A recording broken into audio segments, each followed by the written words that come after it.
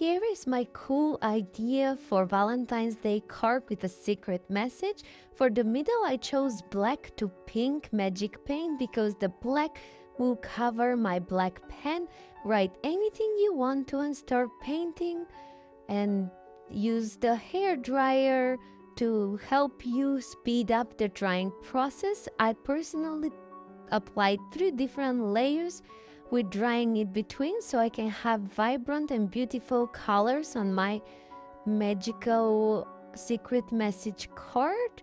Once it dries completely, start playing around and test it. The heat of your hands will be warm enough to make the color change. And it's funny how the scrap paper underneath I was working on turned out pretty too color changing. That means you can use stamps or stencil, anything you want to have fun.